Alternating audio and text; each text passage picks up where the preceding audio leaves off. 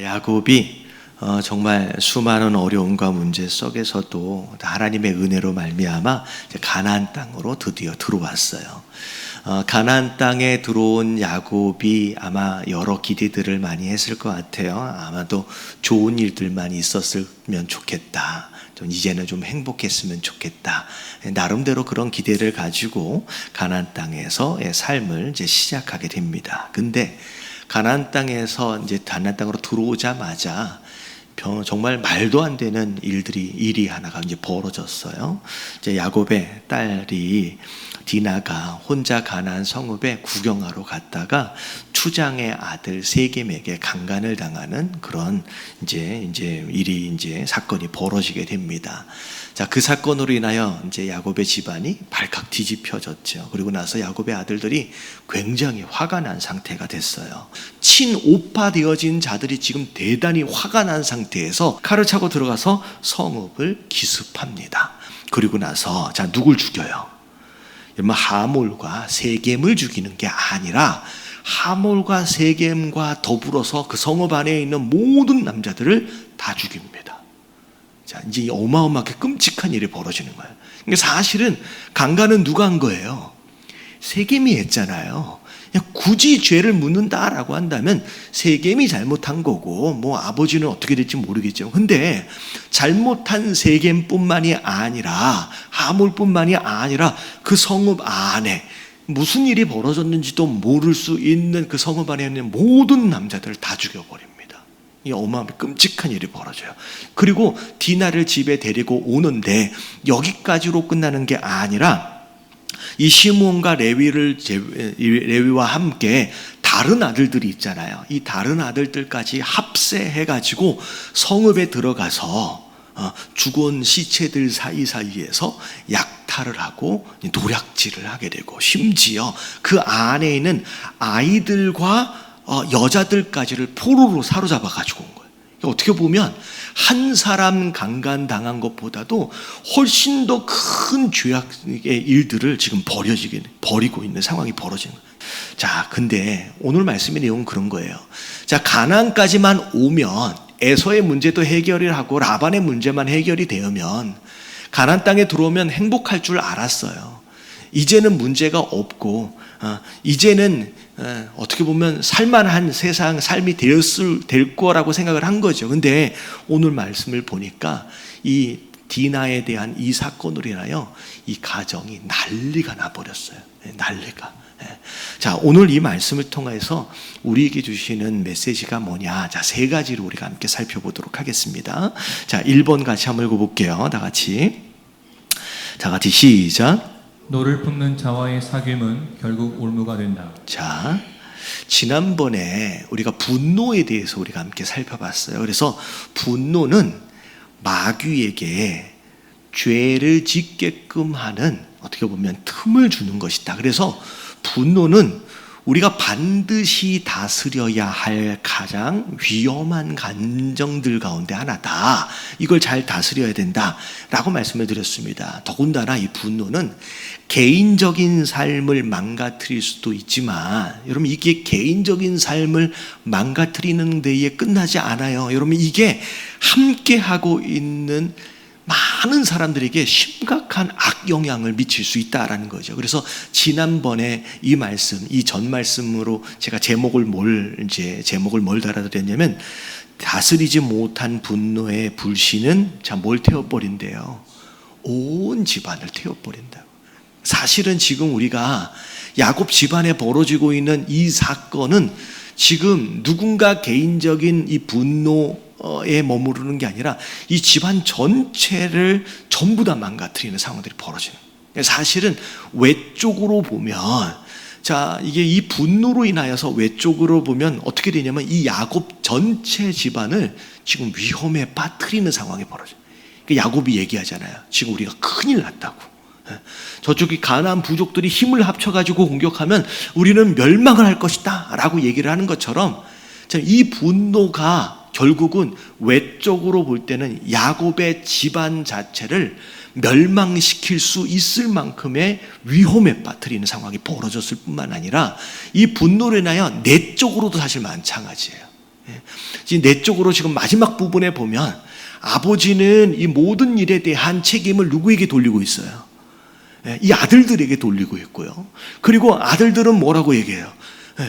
지금 이게 당연히 해야 될 일이 아닙니까? 라고 이제 하소연하고 항변을 하는 이 모습들을 보면서 아버지와 아들들 사이의 신뢰는 깨져버렸고요. 그리고 더 이상 이 가정 안에는 행복할 수 없는 그 분위기가 되어버린 거예요.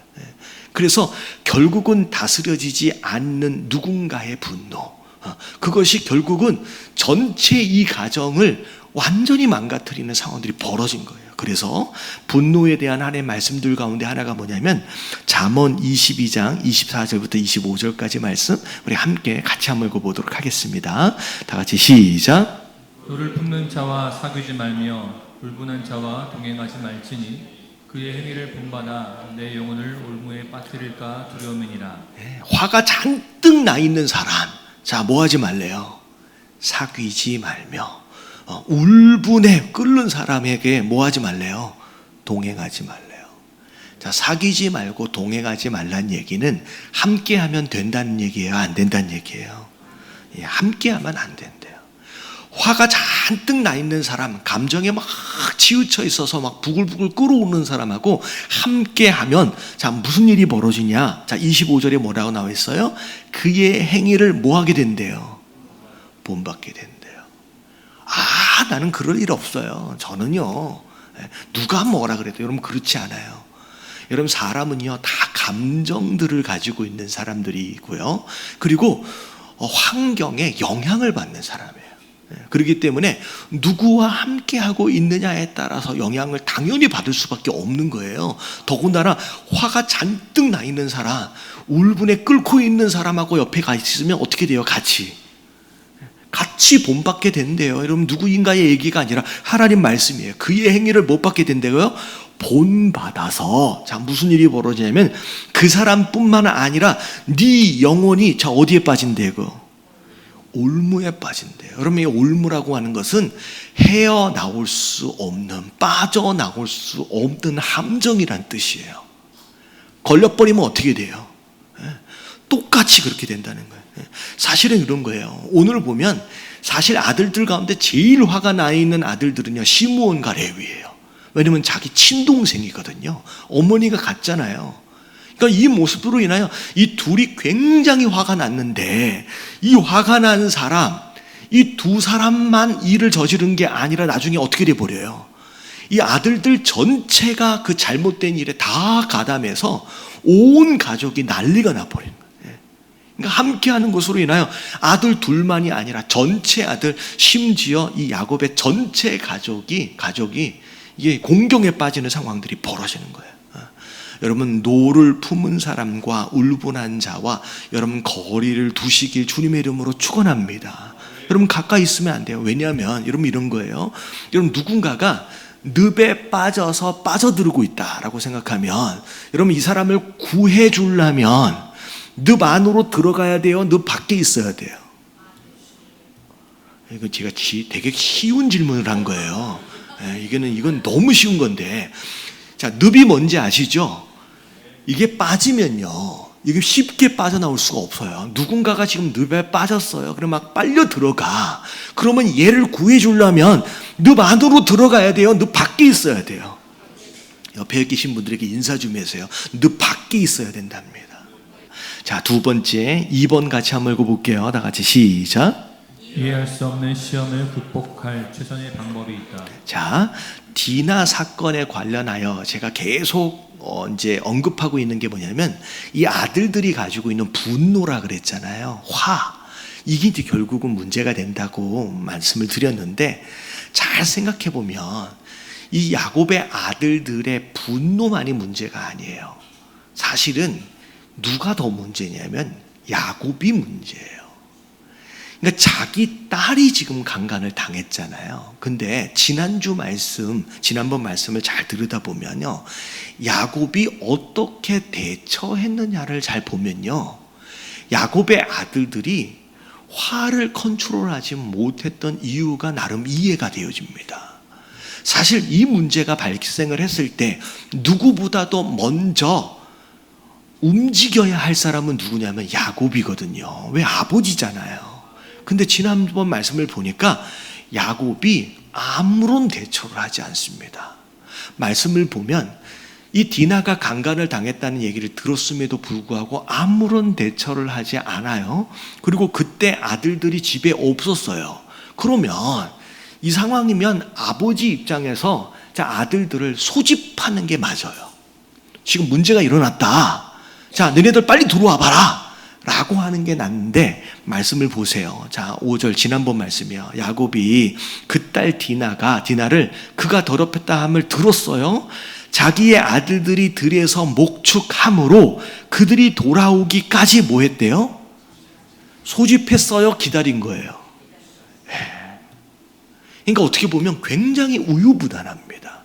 물론 야곱이 아까 지금 얘기했잖아요. 두려움이라는 게 있었잖아요. 혹시나 내가 어떻게 돼버리지 않을까라고 하는 두려움이 있기 때문에 이해는 되어지지만, 사실은 이 사건이 벌어지면, 디나 이 사건이 벌어지면 아들들을 빨리 소집해가지고 아들들과 함께 의논하고 어떻게 대처할지를 같이 나누었어야 하는데, 소집하지도 않고 그냥 망연하게 기다리고 있고요.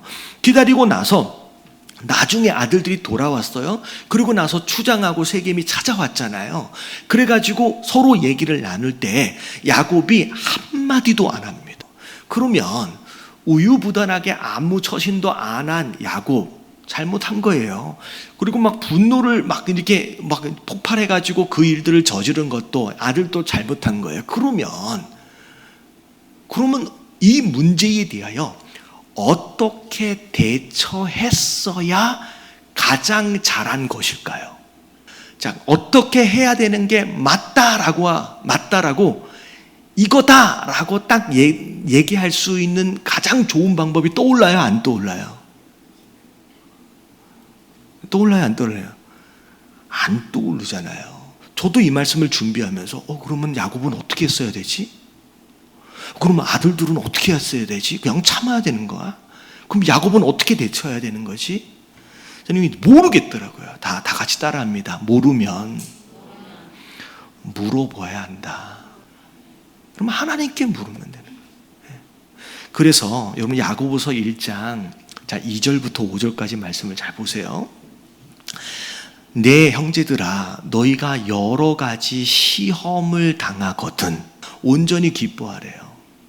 이게 어떻게 기뻐할 수 있는 일이지? 자, 3절 읽어볼게요. 시작. 이는 너희의 믿음의 시련이 인내를 만들어내는 줄 너희가 압니다. 믿음의 시련이 뭘 만든다고요? 인내를. 자, 시험을 당하면 자, 일단 뭐 하래요? 인내하래요. 좀 기다리래요. 막 올라오는 감정을 따라 움직여버리지 말고요. 상황에 따라 그냥 혼자 대처해버리지 말고 일단은 뭐 하라? 인내하래요. 잠깐 기다려보래요. 참고 한번 서 있어 보래요. 여러분 기다려 보시길 주님의 이름으로 축원합니다. 에이 안 되겠네 이게 뭐야 하면서 내려가 버리고 움직여 버리면 하나님께서 허락하신 믿음의 시련의 목적에서 벗어난다는 거예요. 기다려보라는 거예요. 인내란 바로 그런 뜻이에요. 그리고 나서 자 4절을 인내를 온전히 이루라. 이는 너희로 온전하고 구비하여 조금도 부족함이 없게 하려 함이라. 자, 인내 참고 기다림을 해보래요. 결국 그것을 통하여 너희가 어떻게 되어진대요? 내가 온전해진대요. 온전해진대요. 그 다음에 뭐니까 구비. 이거는 어떤 목적을 위해서 준비되어지는 거예요. 다시 말하면 우리에게 허락하신 시험에는 여러분 하나님의 목적이 있는 줄로 믿습니다. 그 목적을 이루기 위해서 온전함과 구비되어짐이 필요한 거예요. 참고 기다려보래요. 그러면 하나님께서 그걸 이루신대요. 근데 그 다음 5절 읽어볼게요. 시작. 너희 중에 누구든지 지혜가 부족하거든 모든 사람에게 후히 주시고 꾸짖지 아니하시는 하나님께 구하라. 그리하면 주시리라. 너희 중에 누구든지 뭐가 부족해요? 지혜가 부족하거든. 이게 무슨 뜻이냐? 내가 이 상황에서 어떻게 해야 될지를 안다 모른다. 모르겠다가 지혜가 없는 거예요. 내가 여기서 어떻게 처신해야 되고 어떤 결정을 내려야 되고 어떻게 판단해야 되는지를 나는 지금 모르겠습니다 라고 하는 상황이 지혜가 없는 상황이에요. 지혜가 부족하다라고 느껴진다면, 난 모르겠다 느껴진다면 모든 사람에게 후히 주시고 꾸짖지 아니하시는 하나님께 뭐하라? 구하라, 물으란 얘기예요. 하나님, 나는 지혜가 없어서 나 어떻게 해야 될지 모르겠습니다 라고 하는 상황이 벌어지면, 하나님 나 어떻게 해야 합니까? 라고 하나님께 물어라. 그러면 하나님이, 야 너는 그런 것도 몰라서 물어보냐? 라고 꾸짖으신대요, 안 꾸짖으신대요? 안 꾸짖으신. 옆에 계신 분들께 인사 좀 해서, 하나님은요 꾸짖지 않으신답니다. 여러분, 몰라서 물어보는데 꾸짖으신다, 여러분 그렇지 않아요. 하나님은요 몰라서 물어보시면 꾸짖지 않으신대요. 다 알려주신대요. 너 이렇게 해야 한다 라고 알려주신대요. 근데 오늘 말씀을 보니까 야곱도 마찬가지고 아들들도 마찬가지고 하나님께 물어요, 안 물어요? 안 물어요. 안 물어요. 그래서 결국은 이 상황까지가 되어버린 거예요. 다시 말하면 어떻게 했었어야만 옳은 것이냐라고 하는 거에 대한 답이 내 마음 가운데 없다, 난 잘 모르겠다, 그러면 여러분 하나님께 그냥 솔직하게 물어보시길 주님의 이름으로 축원합니다. 여러분, 이게 이해되어질 수 없고 납득할 수 없는 시험 앞에서 우리가 이겨낼 수 있는, 극복할 수 있는 최선의 방법이에요. 여러분 물으시길 주님의 이름으로 축원합니다. 자, 마지막 3번입니다. 다 같이 읽어볼게요. 시작. 결국 야곱은 하나님의 은혜로 살아간다.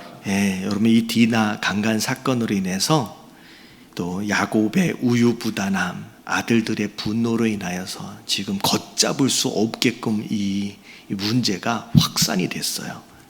이제 어떻게 보면 야곱이 우려했던 것처럼 진짜 다른 부족들이 야곱의 집안을 공격할지도 모르는 지금 위기 상황 가운데 놓이게 됩니다. 자, 근데 그 다음 말씀을 보세요. 자, 이게 이제 그 다음 말씀이 다음 주 말씀인데 35절, 창세기 35절 1절 말씀을 보니까 하나님이 야곱에게 이르시되, 자, 문제가 난리가 났어요. 묻지 않는 것으로 인하여 지금 이 문제가 정말 최악의 상황까지가 된 거예요. 자, 그랬을 때 하나님이 야곱을 찾아가 주십니다. 그리고 나서 자, 베델로 올라가라 라고 말씀하시면서 앞으로 어디로 가서 어떻게 해야 하는지에 대하여 소상하게 알려주세요. 그리고 나서 야곱이 우려했던 것처럼 누군가의 공격이 있었을까요? 없었을까요? 여러분, 이게 뒤에 얘기를 보면 없었어요. 저는 이 말씀을 보면서 이랬었어야 했는데 라고 하는 상황에서 그렇게 하지 못했던 우리의 실수들, 우리 인생 가운데 많잖아요. 그때 그렇게 했어야 되는데 왜 그렇게 하지 않았을까? 그때 내 마음을 좀 다스렸어야 되는데, 그 말은 내가 하지 말았어야 되는데, 그 사람한테 그래서는 안 됐어야 되는데, 어떻게 보면 후회할 만한 실수들과 일들이 사실은 기억해보면 굉장히 많습니다. 그리고 그런 실수들로 인하여, 그런 잘못된 판단들로 인하여서 어떻게 보면 혹시나 내 삶이 어떻게 돼버리지는 않을까라고 근심하고 걱정했던 날들도 굉장히 많을 거예요. 근데 돌아보면 이러면 그렇게 최악의 상황들이 버리기보다는 오늘 말씀처럼 야곱의 이야기처럼 아무렇지도 않게 또 지나가 버려요. 또 여러분, 이게 운이 좋아서 지나가는 게 아니라 여러분 누가 지켜주고 계시는 거예요? 여러분, 결국은 하나님이 지켜주고 계시더라는 거예요. 저는 이게 은혜인 것 같아요. 제가 이 말씀을, 설교를 준비하고 말씀을 준비하면서 제가 이렇게 해야 합니다 라고 하는 말씀에 기준한 삶의 기준들을 말씀드려요. 우리가 신앙인이라면, 우리가 성도라면 이렇게 판단하고 이렇게 생각하고 이렇게 결정하는 것이 맞습니다, 이게 하나님의 뜻입니다 라고 제가 가르쳐 드리잖아요. 근데 여러분, 가르쳐 드리고 있는 저마저도 그 기준대로 그것대로 다 할까요? 못할까요? 차마 말을 못하겠고 못해요. 이것대로 다 안 해져요. 몰라서가 아니에요. 우리가 어떻게 살아야 하는지 여러분들이 몰라서 잘못을 저지르는 것보다 알고 있음에도 불구하고 우리가 죄인이다 보니, 우리가 연약하다 보니 그렇게 해야 되는지 아는데 잘 안 되더라는 거예요. 그래서 실수도 하고 잘못된 판단도 하고. 근데요, 너무 감사한 게 뭐냐면 잘못했다 하여서 그때마다 하나님이 벌 주시고 그때마다 하나님 벼락을 치시고 그때마다 그 대가를 지불하게끔 하셨다라고 한다면 오늘 이 자리에 있을 수 있는 사람은 아무도 없습니다. 다 실수하고 살아요. 다 후회하고 살아요. 그때 내가 물론 말씀을 통하여서 조금씩 하나님의 원하시는 결단을 조금 더 할 수 있는, 이제 뭐 이렇게 성화되어진다 그러잖아요. 근데요, 여러분 죽을 때까지 해야 돼요. 그거 주님 부르시는 그날까지 여러분 우리는 실수투성이의 삶을 그냥 살 겁니다. 조금씩 나아지면 너무 다행이고요. 근데 그럼에도 불구하고 그 야곱을 그렇게 걱정했던 일들로 어렵게 만드시기보다는 하나님이 베델로 딱 옮기시면서 야곱을 보호해 주세요. 우리가 무엇인가를 잘해서가 아니라 못하고 부족함에도 불구하고 하나님의 선하신 인도하심 가운데 하나님이 우리에게 뭘 베풀어 주시는 것이냐면 은혜를 베풀어 주시는 거예요. 여러분 깨달아지시길 주님의 이름으로 축원합니다. 그래서 바울 사도가 고린도전서 15장 9절부터 10절까지를 보면 나는 사도 중에 가장 작은 자라. 나는 하나님의 교회를 박해하였으므로 사도라 칭함받기를 감당하지 못할 자니라. 자격이 있다는 거예요, 없다는 거예요? 나를 사도라고 부를 만한 자격도 없는 사람입니다 라고 스스로 자격 없음을 얘기하는 거예요. 그러면서 10절 같이 읽어볼게요. 시작. 그러나 내가 나된 것은 하나님의 은혜로 된 것이니 내게 주신 그의 은혜가 헛되지 아니하여 내가 모든 사도보다 더 많이 수고하였으나 내가 한 것이 아니요 오직 나와 함께 하신 하나님의 은혜로라. 나는 자격이 없는데 그나마 내가 이만큼이라도 내가 살아가고 있는 것 자체가 하나님의 은혜고, 그리고 그 은혜 때문에 누구보다도 열심히 하려고 애를 쓰잖아요. 바울 사도가 정말로 옥에 갇히기를 수십 번 하고 그렇게 정말로 그런 어려움을 당하면서도 열심히 하잖아요. 근데 그것조차도 하나님의 은혜다라고 얘기를 하면서 고백하는 거예요. 그래서 저는 그래요. 야곱 삶 가운데 아쉬움이 있어요.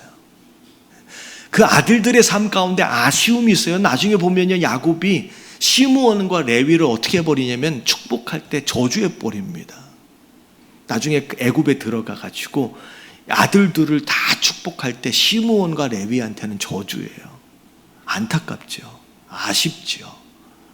근데 아쉬움이 없는 인물은 없어요, 성경 안에. 아브라함을 포함해서 누구도 다 아쉬움을 다 가지고 있어요. 근데 그럼에도 불구하고 그 아브라함을 믿음의 조상이라고, 그 야곱을 이스라엘이라고 말해주시는, 이름 붙여주시는 것이 결국 하나님의 은혜더라는 거죠.